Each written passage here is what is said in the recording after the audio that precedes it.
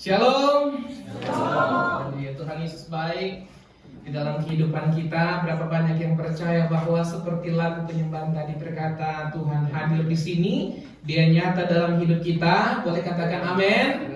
Amin. Tuhan beserta dengan kehidupan kita, sehingga setiap kali kita ke gereja, ya mungkin banyak kali kita berpikir ke gereja supaya kebutuhan persoalan kita segera dijawab oleh Tuhan.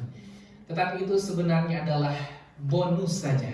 Itu adalah tambahan. Sebab yang paling utama adalah ketika engkau melangkahkan kaki, datang ke gereja, bersembahyang, beribadah kepada Tuhan, maka Tuhan sementara memperhitungkan apa yang kita berikan kepada Tuhan. Bukan nanti di gereja, tetapi bahkan mungkin dari hari Sabtu kita berencana, saya akan siapkan baju, saya akan siapkan hati untuk datang beribadah dan melayani Tuhan. Karena kita datang bukan untuk menghadap manusia, tetapi kita menghadap Tuhan Yesus, Raja di atas segala raja. Amin. Mari kita akan membaca dan merenungkan satu kisah perumpamaan ya, yang diucapkan oleh Tuhan Yesus. Perumpamaan tentang, nah ini cukup terkenal ya, kalau tidak salah ada lagunya, anak bungsu pergi ke negeri orang ya, tinggalkan bapaknya sendiri. Ini perumpamaan tentang anak yang hilang. Oke, kita baca sama-sama. Boleh kita buka Alkitab kita masing-masing di dalam Lukas pasal 15. Kita baca bergantian ayat 11 sampai 32. Dari ayat 11. Injil Lukas pasal 15. Saya baca duluan ayat 11 ya. Bergantian teman-teman ayat 12 dan seterusnya. Perumpamaan tentang anak yang hilang. Yesus berkata lagi, ada seorang mempunyai 2 anak laki-laki. Kata yang busuk kepada ayahnya, Bapa, berikanlah kepadaku bagian harta milik kita yang menjadi hakku. Lalu ayahnya membagi-bagikan harta kekayaan itu di antara mereka. Beberapa hari kemudian, anak bungsu itu menjual seluruh bagiannya itu, lalu pergi ke negeri yang jauh. Di sana ia memboroskan harta miliknya itu dengan hidup berfoya-foya. Setelah dihabiskannya semuanya, timbullah bencana kelaparan di dalam negeri itu, dan ia pun melarat. Lalu ia pergi dan bekerja pada seorang majikan di negeri itu. Orang itu menyuruhnya ke ladang untuk menjaga babinya. Lalu ia ingin mengisi perutnya dengan ampas yang menjadi makanan babi itu, tetapi tidak seorang pun yang memberikannya kepadanya. Lalu ia menyadari keadaannya. Katanya, betapa banyaknya orang upahan Bapakku yang berlimpah-limpah makanannya, tetapi aku di sini mati kelaparan. Aku akan bangkit dan pergi kepada Bapakku dan berkata kepadanya, Bapa, aku telah berdosa terhadap surga dan terhadap Bapa. Aku tidak layak lagi disebutkan anak Bapa. Jadikanlah aku sebagai salah seorang upahan Bapa. Maka pergilah dia dan pergi kepada bapaknya. Ketika ia masih jauh, ayahnya telah melihatnya. Lalu tergeraklah hatinya oleh belas kasihan. Ayahnya itu berlari mendapatkan dia, lalu merangkul dan menciumnya. Kata anak itu kepadanya, Bapa, aku telah berdosa terhadap sorga dan terhadap Bapa. Aku tidak layak lagi disebutkan anak Bapa. Tetapi ayah itu berkata kepada hamba-hambanya, lepaslah bawa kembali jubah yang terbaik, pakaikanlah itu kepadanya, dan kenakanlah cincin pada jarinya, dan sepatu pada kakinya. Dan ambillah anak lembu tambun itu, sembelihlah dia, dan marilah kita makan dan bersukacita. Sebab anakku ini telah mati dan menjadi hidup kembali. Ia telah hilang dan didapat kembali. Maka marilah mereka bersukaria. Tetapi anaknya yang sulung berada di ladang, dan ketika ia pulang dan dekat ke rumah, ia mendengar bunyi seruling dan nyanyian tari-tarian. Lalu ia memanggil salah seorang hamba dan bertanya kepadanya, apa arti semuanya itu? Jawab hamba itu, adikmu telah kembali dan ayahmu telah menyembelih anak lembu tambun, karena ia mendapatnya kembali dengan sehat. Maka marahlah anak sulung itu dan dia tidak mau masuk. Lalu Tetapi ia menjawab ayahnya, katanya, telah bertahun-tahun aku melayani Bapa dan belum pernah aku melanggar perintah Bapa. Tetapi kepadaku belum pernah Bapa memberikan seekor anak kambing untuk bersukacita dengan sahabat-sahabatku. Tetapi baru saja menyerahkan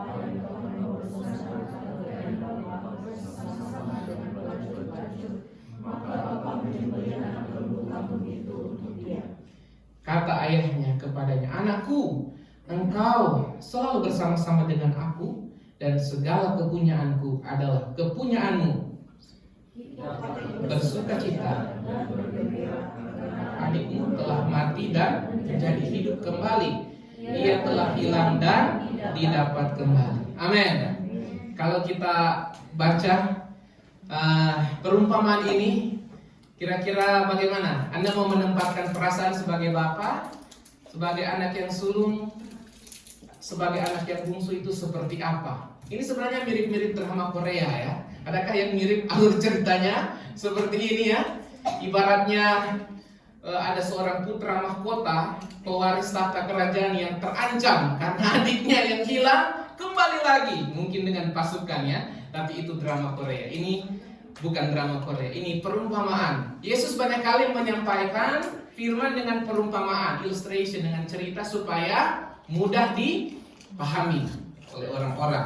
Nah, ini luar biasa ya, tentang anak bungsu yang telah hilang kemudian didapatkan kembali. Berbicara tentang kehilangan, mungkin saya pernah ceritakan ilustrasi cerita ini. Dalam rumah tangga kira-kira selalu lurus terus, tidak pernah ada masalah dalam berkeluarga.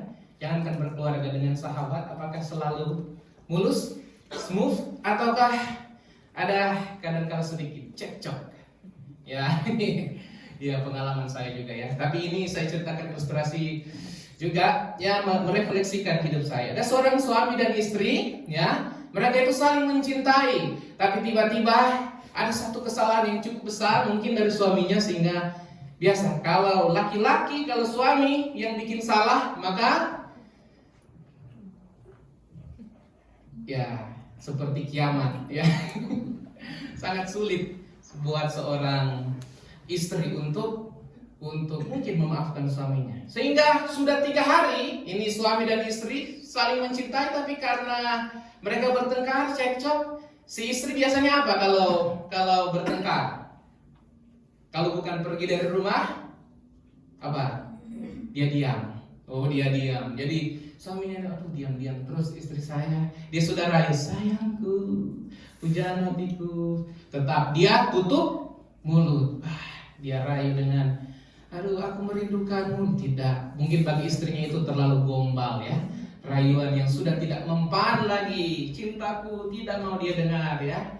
Dia bujuk dengan dia keluarkan yang merah-merah. Kalau di Indonesia uang paling besar warnanya merah. Mau kemana kita, mau belanja, tetap istrinya tidak ada suara, tidak mau bersuara. Aduh, suami gimana ya? Akhirnya dia dapat hikmat, dia dapat ide. I have a good idea. Kemudian dia buat, kalau di Indonesia namanya sebut obor, mirip torch yang tradisional. Sama kan? Obor ya, yang isi minyak dibakar ya. Itu kalau isi minyak dan bakar, didekatkan ke muka kita, ke wajah, hitam semua ya. Suaminya buat obor besar ya, nyala besar. Kemudian siang hari, bukan malam ya, siang hari dia bawa obor itu. Kemudian apa yang suaminya lakukan? Dia masuk, cuma dia dan istrinya ya. Dia masuk kemudian berjalan-jalan dia dengan obor itu. Ruang tamu, dia pergi kemana lagi? Ke dapur, dia pergi ke kamar, mulai menghitam ini rumah. Baru, istrinya langsung panik ya. Kemudian istrinya bilang, mau apa kamu? Apa yang kamu cari? Tetap suaminya yang diam ya. Dia cari di bawah kolong meja, di bawah kolong tempat tidur ya. Baru istrinya bilang, stop. Gitu. Mau apa kamu papa? Kemudian apa? Mau cari apa kamu? Kemudian suaminya bilang apa? Itu yang saya cari. Paham nggak? Ya, dia sudah cari-cari. Stop, mau apa kamu papa? Mau cari apa? Suaminya bilang, itu yang saya cari. Apa yang dia cari? Iya, respon. Suara dari istrinya yang hilang. Ternyata bagi seorang suami bukan cuma kehilangan uang yang menyakitkan, kehilangan suara seorang istri itu lebih menyakitkan ya. Jadi harus hati-hati. Nah, ini pernah kehilangan nggak? Pernah? Waduh, kalau bicara kehilangan mungkin yang perempuan langsung berpikir masa lalu saya kehilangan si dia ya. Ya. Pernah kehilangan sesuatu yang berharga? Ya. Kalau saya lupa, banyak kali saya bukan hilang sebenarnya ya, lupa kunci mobil, ya, kunci kereta ya. Jadi karena saya sudah tahu saya sering lupa, jadi saya harus taruh di tas itu, di backpack itu, supaya saya. Karena pernah saya sudah mau datang, saya sudah di mobil, bagaimana mau buka, ternyata kunci saya lupa, ya, gitu. Coba kita lihat di Lukas pasal 15 ini, boleh baca di handphone atau di Alkitab. Ada berapa perumpamaan, sedikit kita diskusi. Ada berapa perumpamaan di sini? Ada berapa cerita? Lukas pasal 15. Bukan cuma anak yang hilang, tapi ada berapa cerita di sini? Kita lihat konteks ya, kita belajar. Berapa? 3. Ya, ada 3 cerita. Pertama apa? Perumpamaan tentang domba yang hilang. Kedua, dirham yang hilang, mungkin uang ya, yang hilang. Dan yang ketiga, anak yang hilang. Saya mau tanya, apa persamaan dari 3 perumpamaan ini, cerita ini? Ya, apa? Ada yang hilang. Yang pertama apa yang hilang?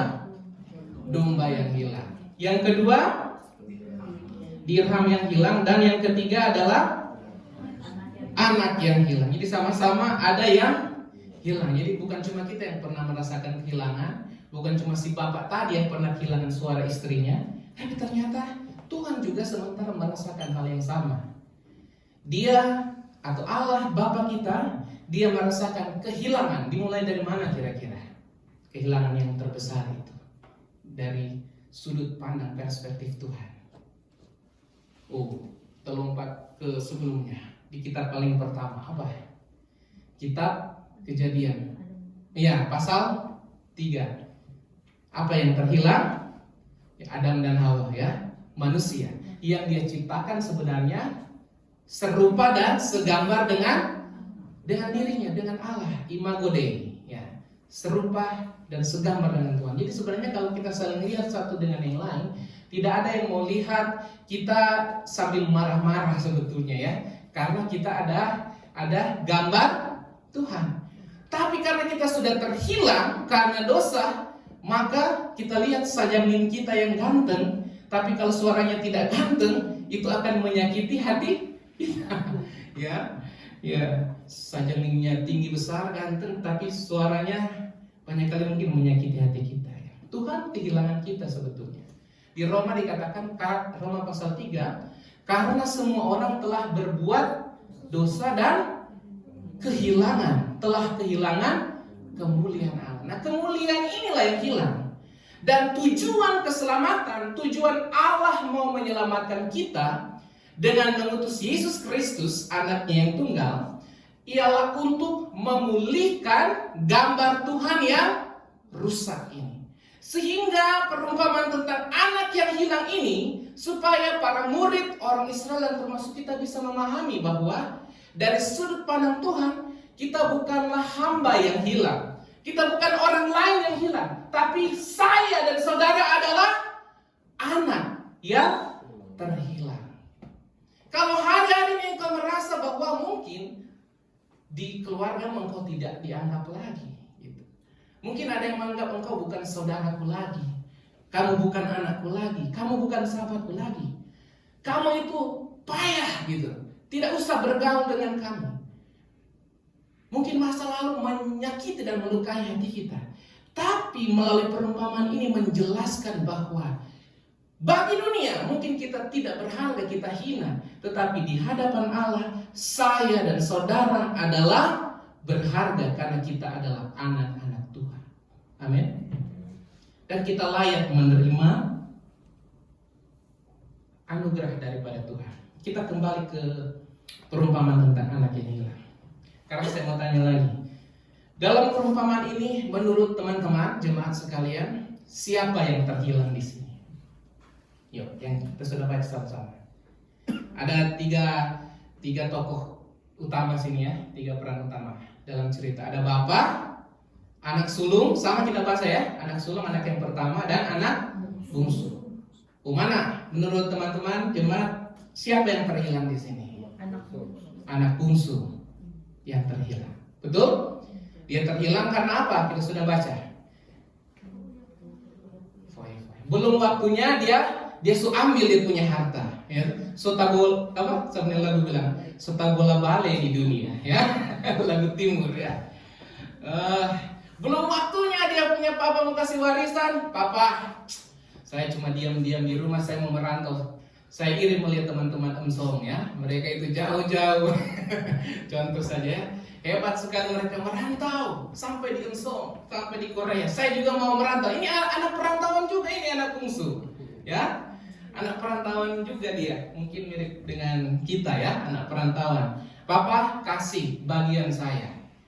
Cuma 2 anak berarti ya. Berarti dari 10 harusnya dibagi 2, 5 untuk kakak, 5 untuk adik misalkan hartanya. Kasih 5 buat saya misalkan. Dan dia ternyata setelah dia dapat, dia pergi merantau ke tanah yang jauh. Dia berfoya-foya, pesta pora. Dia tidak bijak, berhikmat menggunakan itu semua. Apa yang terjadi?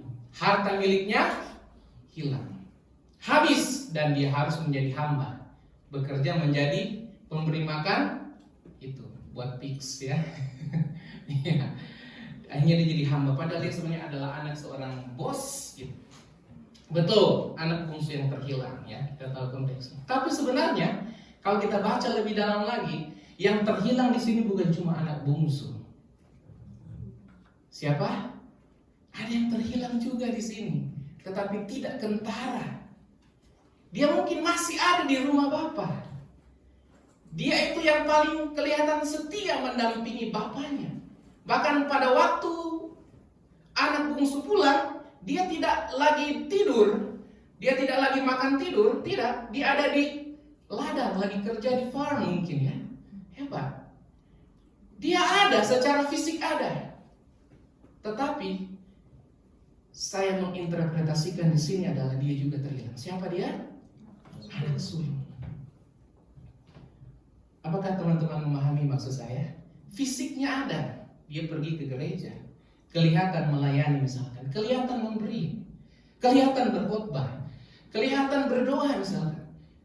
Fisiknya kelihatan dia menyembah Tuhan, tetapi apa yang hilang? Hatinya, cintanya, ya itu. Ada sesuatu yang hilang di dalam dirinya, sehingga sebenarnya meskipun dia sementara mendampingi bapaknya, mungkin saja dia sudah tidak menganggap adiknya itu sebagai bagian dari keluarganya. Sehingga ketika adiknya pulang, apalagi dia dengar, kok adik saya sudah berbuat dosa, masih bisa-bisanya papa sembelih lagi lembu yang paling tambun, ya, yang paling besar. Sebenarnya itu buat saya, selama ini saya sudah bekerja melayani papa. Kapan saya dibuatkan pesta seperti ini? Ya. Hatinya, cintanya, kasihnya, ketulusannya itu yang hilang. Padahal selama ini dia mendampingi bapaknya. Itu. Jadi bukan cuma anak bungsu yang hilang. Anak sulung ini juga terhilang. Dia merasa marah, dia merasa terusik. Karena apa? Unfairness. Karena ketidakadilan. Berapa banyak di antara umat Tuhan di luar sana ataupun kita yang pernah atau mungkin sementara mengalami yang namanya tidak adil. Pernahkah saudara merasa tidak adil? Wah, dunia ini seakan-akan tidak adil. Saya sudah buat begini, tidak dihargai. Saya sudah berikan ini, tidak dilihat oleh pimpinan. Itu contoh. Saya sudah berusaha saja, ini saya kelihatannya selalu menyalahkan saya, ya. Saya sudah berusaha rajin bekerja, gaji saya tidak dibayar penuh, misalkan ya. Saya sudah overtime. Tidak pernah dihitung dengan bagus overtime saya. Gajinya misalkan ya. Saya sudah bersahabat dengan dia dari dulu. Tapi dia mengkhianati persahabatan saya. Saya mencintai tapi dibalas dengan luka. Mungkin ada pekerja, ya ada ada juga yang pernah berkata, selagi dia sehat kuat, bekerja di perantauan, kirim-kirim uang, dia dihargai. Tapi ketika dia harus pulang, tidak dihargai lagi di kampung halaman. Ya, di luar sana banyak. Semoga kita tidak mengalami hal itu. Ya. Ketidakadilan. Dan mungkin perasaan dari anak sulung ini bisa saja mewakili perasaan hati kita. Bukan cuma teman-teman, saya dan saudara. Kalau kita pernah mengalami, bahkan mungkin sementara mengalami kekecewaan karena merasa diperlakukan tidak adil oleh orang lain, oleh atasan, pimpinan, oleh teman, sahabat, keluarga, oleh siapa saja. Ternyata bukan cuma kita yang pernah mengalami hal ini. Anak sulung ini juga mengalami kekecewaan. Dia marah karena dia tidak pernah mengalami yang namanya keadilan. Jadi ini bukan cuma sekedar iri hati sebetulnya ya. Ya oke, dia iri hati juga. Tetapi dia iri hati ada pemicunya karena diperlakukan tidak adil. Banyak yang bilang begitu ya. Oh, kenapa ada saya pernah baca ya. Kenapa banyak orang jadi jahat? Dulunya dia baik. Pernah dengar nggak itu? Iya, dulu banyak orang yang jahat tapi dulunya dia baik. Karena diperlakukan tidak adil gitu. Saya pernah nonton ada kajian tentang, tahu film Batman ya? Yang siapa musuhnya? Yang selalu tertawa tapi dalam tangisan. Joker ya? Ya, ini ya. Ada yang bilang dia itu baik tapi karena diperlakukan tidak adil akhirnya dia jadi jahat. Bahaya ya. Itu banyak orang seperti itu. Tapi kita anak-anak Tuhan memang dunia ini tidak seindah ya yang kita harapkan. Ya, firman Tuhan sudah tulis ini. Anak sulung pernah mengalami hal itu.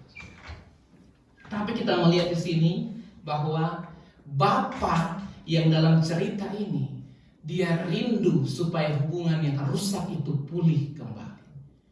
Dia sebenarnya bukan cuma merindukan anak bungsu itu, tetapi dia juga merindukan kehangatan, cinta dan ketulusan dari anak sulung itu. Dia mau baik sulung dan bungsu kembali menjadi anak-anak yang dengar-dengaran dan yang mencintai bapaknya, sama seperti kita. Amin. Ya. Saudara yang diberkati oleh Tuhan Yesus, poin yang berikutnya yang kita bisa lihat di sini adalah, dalam perumpamaan sini adalah, ini bicara tentang pengampunan juga. Pengampunan. Memang tidak dijelaskan lagi dalam cerita ini. Kalau kita baca cerita ini, apakah anak sulung ini mengampuni adiknya? Tidak disebutkan lagi ya. Sepertinya stop sampai di situ. Ini adalah bagian dari kehidupan di dunia ini ya. Tidak dijelaskan lagi dalam cerita ini apakah anak sulung ini mengampuni adiknya atau tidak. Saudara, Yesus dalam peristiwa atau dalam perumpamaan ini sebenarnya sementara menggambarkan bahwa kasih Bapa, kasih Allah Bapa itu bukan cuma memaafkan gitu. Bukan cuma mengampuni, bukan cuma memaafkan, tapi kasih Bapa itu dia melampaui dari sekedar memaafkan. Dia memulihkan martabat, nilai, life value, harga diri daripada anak bungsu ini. Saudara, dulu kita terhilang. Tidak ada yang merasa paling benar. Tidak ada di antara kita.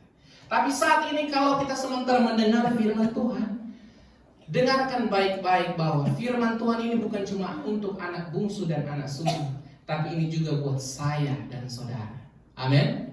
Kalau hari ini mungkin kita merasa kita hidupnya paling kelam, paling gelap, kita merasa tidak diperlakukan tidak adil, kita kecewa. Tetapi sebenarnya Tuhan memberikan sarana, memberikan wadah, memberikan tempat bagi kita.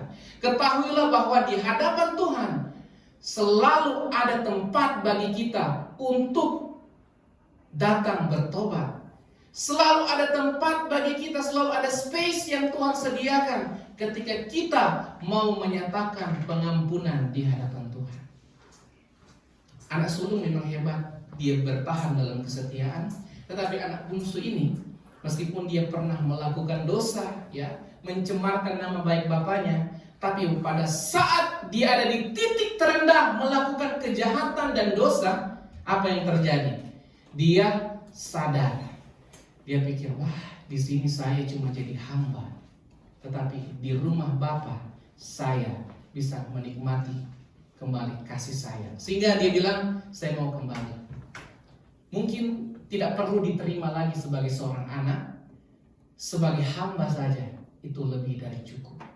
Saya tahu bahwa anak bungsu ini merindukan kasih sayang daripada bapaknya.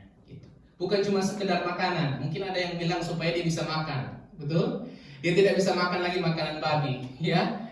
Karena itu terlalu hina. Oke, itu betul. Tapi sebenarnya menurut saya, ketika dia kembali, karena dia benar-benar ingin merasakan cinta yang terhilang, yang pernah diberikan oleh bapaknya selaku orang tuanya. Saudara, kalau kita mau kembali kepada Tuhan, bukan cuma karena makanan. Makanan itu adalah gambaran daripada harta dan materi. Amin. Ya. Mungkin di luar sana ada banyak yang berpikir cari Tuhan supaya materinya berkelimpahan. Ada memang yang seperti itu, ya. Teologi kemakmuran, prosperity theology. Bukan berarti kita menentang itu, tidak. Kalau saudara diberkati, puji Tuhan, katakan amin. Amin. Ya. Kalau Tuhan memberkati kita dengan berkelimpahan, kita akan nikmati itu. Tapi mungkin ada saat kita ada di titik terendah seperti anak bungsu ini. Kalau orang yang hanya berpendapat bahwa kemakmuran adalah segala-galanya, maka dia akan melupakan dan dengan mudahnya meninggalkan Tuhan Yesus. Tapi bagi saya dan saudara yang percaya firman ini, sekali Yesus, tetap Yesus. Amin. Dalam keadaan apapun juga.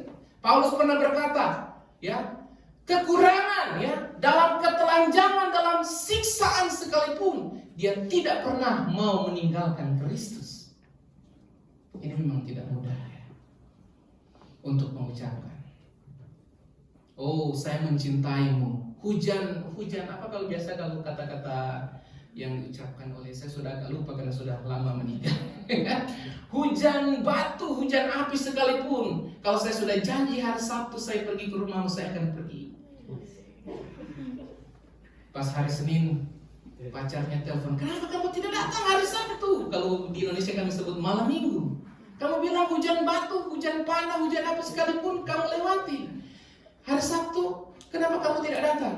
Karena hujan rintik-rintik.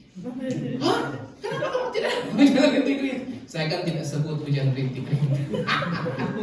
Gombal saudara, ya. Karena tidak mungkin hujan batu, hujan api, ya. Kamu bilang hujan api kamu lewati, hujan rintik-rintik kamu tidak datang, karena memang saya tidak sebut hujan rintik. Ya, anak bungsu ini dia bukan cuma rindu makanan, dia bukan cuma rindu diakui lagi sebagai anak, tapi sebenarnya dia rindu cinta, kasih daripada bapaknya. Saudara, kalau saat ini kita merasa kosong, kalau saat ini engkau merasa jauh, banyak kali itu karena kita memang membutuhkan belayan kasih bukan dari manusia saja. Kita butuh, saudara, dari manusia, dari sahabat, dari istri, suami, dari teman, dari saudara, kakak, adik, kita butuh. Tapi melampaui dari itu semua, saudara dan saya membutuhkan cinta Tuhan yang tidak pernah terbatas. Never ending love, tidak pernah berakhir kasih Tuhan. Amin. Iya, begitu. Dan kalau Tuhan mau memulihkan, dia bukan cuma pulihkan makanan daripada anak bungsu ini, ya, tapi dia memulihkan statusnya, ya, kedudukannya, kehormatannya. Dia pernah jadi hamba makan makanan babi, no. Dia berikan pakaian yang bagus, dia berikan sembelih lembu tambun, adakan pesta karena bapaknya mencintai dan mengampuni dengan tulus anak sulung ini. Ada contoh lain di Alkitab yang pernah diperlakukan tidak baik, kemudian akhirnya Dia kalau mau balas gampang. Tapi ketika dia jadi orang yang hebat, dia tidak membalas. Yusuf, ya. Tahu Yusuf ya? Yosef. Dia diperlakukan tidak baik ya. Mau dibunuh oleh saudara-saudaranya, bahkan dijual sebagai hamba gitu sampai ke Mesir. Tapi ketika akhirnya singkat cerita dia sudah jadi orang hebat, Zafnat Paanea jadi orang yang kedua berkuasa di Egypt, di Mesir pada saat itu. Ketika ketemu saudara-saudaranya yang lagi kelaparan, kalau dia mau balas dendam, dia bisa bunuh mereka saat itu juga. Tapi dia melepaskan pengampunan. Dari sini juga kita belajar, Bapa sudah mengampuni kita, maka saya dan saudara juga perlu belajar untuk melepaskan pengampunan bagi mereka yang pernah berbuat salah kepada kita. Amin. Bagian yang ketiga, yang terakhir, baca ayat 31. Boleh baca sama-sama. Ini perkataan daripada bapaknya ya kepada anak sulung. 1, 2, 3. Kata ayahnya kepadanya, anakku, engkau selalu bersama-sama dengan aku, dan segala kepunyaanku adalah kepunyaanmu.